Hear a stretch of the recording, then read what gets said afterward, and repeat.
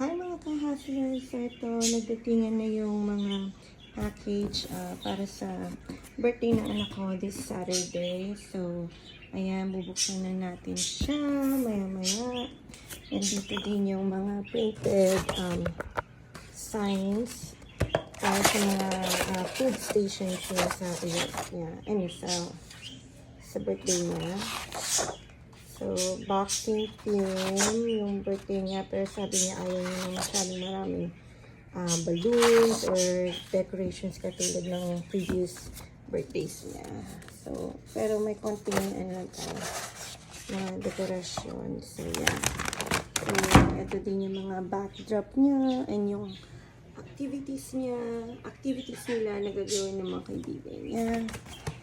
So, hindi ko pa alam kung magre-rent kami ng game truck. So, we'll see.